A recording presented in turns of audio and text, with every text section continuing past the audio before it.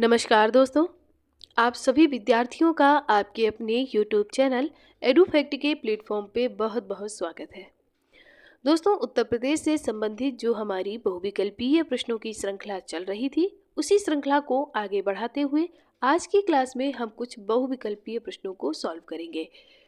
दोस्तों, ये बहुविकल्पीय प्रश्न आपको उन्हीं कक्षाओं से दिए जा रहे हैं जो कक्षाएं आपको पहले विस्तार पूर्वक पढ़ाई जा चुकी हैं। तो आप में से किसी विद्यार्थी ने अगर वो कक्षाएं नहीं देखी हैं तो आप प्लेलिस्ट पे जाइए, वहां आपको सभी कक्षाएं क्रमवार विस्तृत रूप में मिल जाएंगी। आप वहां से उनका अध्ययन कर सकते हैं। और आज की क्लास में हम कुछ बहुविकल्पीय प्रश्नों को देखें। और पहली बात करते हैं पहले क्वेश्चन की। पहला क्वेश्चन है हमारा, अमीर खुसरो ने किसके विकास में अग्रगामी भूमिका निभाई है। किसके विकास का मतलब है कौन सी भाषा के विकास में अग्रगामी भूमिका निभाई है। इसके लिए आपके 4 ऑप्शन दिए गए हैं। ए है ब्रजभाषा, बी अवधी, सी खड़ी बोली या फिर डी है आपका भोजपुरी। तो आपका सही विकल्प हो जाएगा खड़ी बोली। विकल्प नंबर सी बिल्कुल सही आंसर है। आगे बढ़ेंगे और प्रश्न नंबर 2 की तरफ चलेंगे। निम्न में से कौन सुमेलित नहीं है। कौन सा सुमेलित नहीं है? जोश मलिहाबादी, फिराक प्रयागराज, जिगर मुरादाबाद या फिर चक्रवस्त लखनऊ। तो इसके लिए आपका सही विकल्प हो जाएगा फिराक प्रयागराज। ये आपका सुमेलित विकल्प नहीं है। आगे बढ़ेंगे। अमीर खुसरो का जन्म कहाँ हुआ था, यानी कहाँ पर हुआ था? कासगंज में, आगरा में, इटावा में या फिर बाराबंकी में।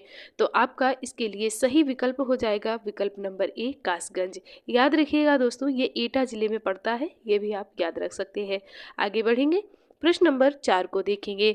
निम्न में से कौन सुमेलित नहीं है?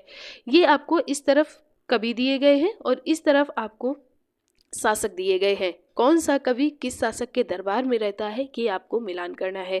अमीर खुसरो अलाउद्दीन के दरबार में रहते थे, बिल्कुल सही बात है। बाणभट्ट हर्षवर्धन के दरबार में रहते थे, ये भी बिल्कुल सही बात है। हरिसेन चंद्रगुप्त प्रथम के दरबार में रहते थे, ये बात सही नहीं है। कालिदास चंद्रगुप्त द्वितीय के दरबार में रहते थे, ये भी सही नहीं है, ये भी सही है, सॉरी। इसके हिसाब से आपका सही विकल्प हो जाएगा हरिसेन, क्योंकि यहाँ पर आपको बताना है सुमेलित नहीं है। नहीं में आप अंडरलाइन कर लिया करिए तो आपको सही रहेगा। हरिसेन किसके दरबार में रहते थे? तो ये आप बताएंगे कि हरिसेन किसके दरबार में रहते थे। तो समुद्रगुप्त के दरबार में रहते थे। याद रखिएगा, यहाँ पर लिख लीजिए कि समुद्रगुप्त के दरबार में रहते थे। समुद्रगुप्त के दरबारी कवि थे ये। आगे बढ़ेंगे। निम्न खिलाड़ी व उनके खेल में कौन सुमेलित नहीं है? नहीं पर आप अंडरलाइन कर लीजिए। केडी सिंह बाबू हॉकी, सैयद मोदी क्रिकेट, अभिनव श्याम गुप्ता बैडमिंटन और नरसिंह यादव कुश्ती। तो अब आप बताइएगा कि इसमें से कौन सा आपका विकल्प है जो सुमेलित नहीं है। तो सैयद मोदी का संबंध क्रिकेट से नहीं है, ये आप याद रख सकते हैं। इसके हिसाब से आपका विकल्प नंबर बी बिल्कुल सही हो जाएगा। आगे बढ़ेंगे और प्रश्न नंबर 6 की तरफ चलेंगे। निम्न युग्मों में कौन सुमेलित नहीं है? याद रखिएगा, आपको नहीं वाला बताना है। टोडरमल का संबंध सीतापुर से है, अबुल फजल का आगरा से है, बीरबल का कन्नौज से है या फिर जियाउद्दीन बर्नी का बुलंदशहर से है। तो आपका सही विकल्प हो जाएगा विकल्प नंबर सी, बीरबल का संबंध कन्नौज से नहीं था। आगे बढ़ेंगे और प्रश्न नंबर 7 को देखेंगे। गौतम बुद्ध का जन्म हुआ था, कहाँ पर हुआ था? इसके लिए आपको 4 विकल्प दिए गए हैं। वैशाली, कपिलवस्तु, पाटलिपुत्र या फिर लुम्बिनी। तो आपका सही विकल्प हो जाएगा विकल्प नंबर डी, लुम्बिनी के वन में इनका जन्म हुआ था। आगे बढ़ेंगे। उर्दू शायरी में फिराक गोरखपुरी के नाम से प्रसिद्ध हैं। कौन प्रसिद्ध हैं? द्वारिका प्रसाद, विशन नारायण, नवल किशोर या फिर रघुपति सहाय। तो आप बताइएगा इसमें सही विकल्प क्या हो जाएगा। तो रघुपति सहाय फिराक गोरखपुरी के नाम से प्रसिद्ध हैं। इनकी हिंदी साहित्य में बहुत सी ऐसी रचनाएं हैं जो हिंदी की परीक्षा के लिए महत्वपूर्ण हो सकती हैं। तो इसलिए आप फिराक गोरखपुरी यानी रघुपति सहाय की रचनाओं को जरूर देख लीजिएगा। ये आपको वीडियो इसी चैनल पे प्लेलिस्ट पे मिल जाएगा। आगे बढ़ेंगे। निम्न युग्मों में कौन सही नहीं है? चंद वरदाई, यहाँ पर भी ये आपको कवि दिए गए हैं। ये आपको शासक दिए गए हैं, इनसे आपको इनका मिलान करवाना है। अब आप बताइएगा कि कौन किसके दरबार में नहीं रहते थे, यानी किससे किस शासक का किससे सुमेलन सही नहीं है, ये आपको बताना है। चंद्रबरदाई पृथ्वीराज चौहान के दरबार में रहते थे। अच्छा सॉरी, ये आप रासो ग्रंथ लिखे गए हैं, रासो ग्रंथ से मिलान करवाना है आपका। चंद्रबरदाई पृथ्वीराज रासो बिल्कुल सही है, चंद्रबरदाई ने पृथ्वीराज रासो की रचना की थी।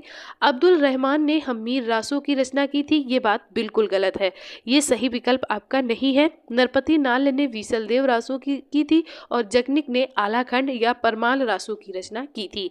तो अब्दुल रहमान ने हमीर रासो की रचना नहीं की थी। हमीर रासो की रचना किसने की थी, ये आप हमें कमेंट करके बताइएगा। सिंहासन बतीसी के रचनाकार हैं, कौन है? मतीराम, लल्लूलाल, रसखान या फिर सेनापति। तो इसमें से आपका सही विकल्प हो जाएगा लल्लूलाल। लल्लूलाल जी ने सिंहासन बतीसी की रचना की थी। आगे बढ़ेंगे। किसे हिंदी खड़ी बोली के जनक माना जाता है, यानी हिंदी खड़ी बोली का जनक किसे माना जाता है? अमीर खुसरो, मलिक मोहम्मद जायसी, कबीर या फिर अब्दुल रहीम खाने खाना को। तो इसमें से आपका सही विकल्प हो जाएगा अमीर खुसरो को। अमीर खुसरो ने खड़ी बोली के विकास में बहुत योगदान दिया, इसीलिए इनको खड़ी बोली का जनक माना जाता है। निम्नलिखित में से कौन सा एक सही सुमेलित नहीं है? कौन सा नहीं है, यानी यहाँ पर कवियों के नाम दिए गए हैं और यहाँ पर उनका जन्म स्थान दिया गया है और उसका वहाँ आपको मेल करवाना है। अमीर खुसरो पटियाली बिल्कुल सही है। मिर्जा गालिब का जन्म कहाँ हुआ था? तो इसके लिए आप बताइएगा, आगरा में हुआ था। जोश मलिहाबादी बिल्कुल ठीक है और जिगर गोरखपुरी, तो जिगर का आपका गोरखपुर में नहीं हुआ था, ये आपका विकल्प बिल्कुल गलत है, याद रखिएगा। तो सुमेलित नहीं है, तो सुमेलित कौन सा नहीं है? तो जिगर गोरखपुरी का सुमेलित नहीं है। आगे बढ़ेंगे, प्रश्न नंबर 13 की तरफ चलेंगे। यहाँ पर आपको सुमेलित करवाना है और सुमेलित करवा के सही कूट का चयन करके आपको विकल्प में बताना है कि सही विकल्प क्या है। तो जैनेन्द्र कुमार का संबंध जो है, यानी इनकी जो रचना है वो सुनीता है, यानी विकल्प ऑप्शन 4 सही हो जाएगा। जयशंकर प्रसाद, ध्रुव शामनी, प्रताप नारायण मिश्र की है हठी हमीर और जयशंकर प्रसाद की है कंकाल। तो ये याद रखिएगा, इस हिसाब से आपका विकल्प 4-1-2 हो जाए, 4-3-1-2 हो जाएगा, यानी विकल्प नंबर बी बिल्कुल सही हो जाएगा।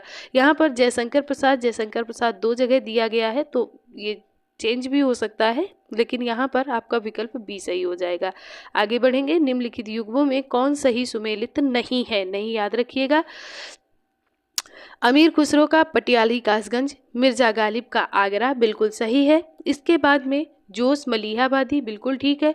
राम प्रसाद बिस्मिल का प्रयागराज नहीं है, ये आपका सही ऑप्शन नहीं के हिसाब से हो जाएगा, क्योंकि राम प्रसाद बिस्मिल का जो संबंध है वो प्रयागराज से नहीं है। बाकी तीनों ऑप्शन आपके सही हैं। आगे बढ़ेंगे, किस कारागार में पंडित राम प्रसाद बिस्मिल को फांसी दी गई थी? तो इसके लिए आपको 4 विकल्प दिए गए हैं, गोंडा, अयोध्या, गोरखपुर और वाराणसी। तो आपका सही विकल्प हो जाएगा गोरखपुर में राम प्रसाद बिस्मिल जी को फांसी दी गई थी और यहीं से इनका संबंध है। बुद्ध ने अपने जीवन की अंतिम वर्षा ऋतु कहाँ पर बिताई थी? इसके लिए आपके 4 विकल्प है, श्रावस्ती में, वैशाली में, कुशीनगर में या फिर सारनाथ में। तो आपका सही विकल्प हो जाएगा विकल्प नंबर सी, कुशीनगर में। आगे बढ़ेंगे, राष्ट्रीय कवि मैथिली शरण गुप्त का जन्म हुआ था, कहाँ पर हुआ था? कानपुर में, लखनऊ में, झांसी में या फिर उन्नाव में। तो आपका सही विकल्प हो जाएगा कि मैथिली शरण गुप्त जो राष्ट्रीय कवि के नाम से जाने जाते हैं, उनका जन्म झांसी में हुआ था। हरिवंश राय बच्चन अपने किस काव्य संग्रह के लिए प्रसिद्ध हैं? नजरुल गीत, राज तरंगिणी, गीतांजलि या फिर मधुशाला। तो इसके लिए आपका सही विकल्प हो जाएगा विकल्प नंबर डी, मधुशाला। इनकी मधुशाला, मधुबाला और मधुकलश तीनों रचनाएं बहुत ही ज़्यादा प्रसिद्ध है और ये हालाबाद के प्रवर्तक माने जाते हैं, ये भी आप नोट कर लीजिएगा। हालाबाद के ये प्रवर्तक माने जाते हैं, मधुशाला, मधुबाला और मधुकलश। ये इनकी प्रसिद्ध रचनाएं हैं, ये भी आप याद कर सकते हैं। आगे बढ़ेंगे। प्रसिद्ध कहानीकार उपन्यासकार धनपत राय को किस नाम से जाना जाता है? फिराक गोरखपुरी, अशोक वाजपेयी, मुंशी प्रेमचंद या फिर भारतेंदु हरिश्चंद्र। तो धनपत राय का जो उपनाम था वो मुंशी प्रेमचंद था, यानी पहले इनका धनपत राय था, फिर इन्हें मुंशी प्रेमचंद के नाम से जाना जाने लगा। तो धनपत राय को ही मुंशी प्रेमचंद कहते थे, याद रखिएगा। आगे बढ़ेंगे। सूफी कवि अमीर खुसरो का जन्म कहाँ पर हुआ था? बुलंदशहर में, अलीगढ़ में, कासगंज में या फिर अयोध्या में? तो आपका सही विकल्प हो जाएगा विकल्प नंबर सी, कासगंज। निम्न में से कासगंज जो है, कासगंज के ही पटियाली गांव में इनका जन्म हुआ था, ये भी आप याद रखिएगा। पटियाली गांव में इनका जन्म हुआ था।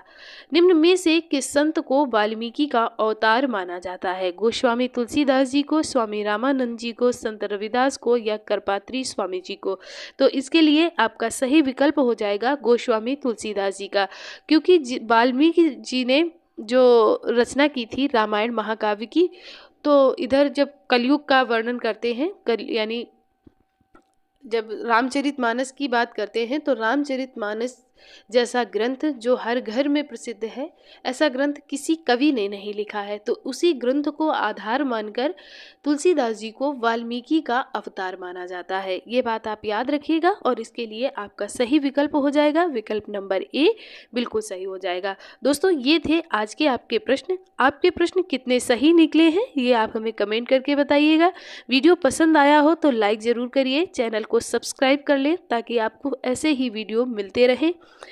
आपके कितने क्वेश्चन सही निकले हैं ये आप हमें कमेंट करके बताइए, और इसी वीडियो से संबंधित आपको जो विस्तार पूर्वक कक्षाएं दी गई हैं वो कक्षाएं आप प्लेलिस्ट से उनका अध्ययन कर सकते हैं। आप सभी विद्यार्थियों का एक बार दिल से बहुत बहुत धन्यवाद।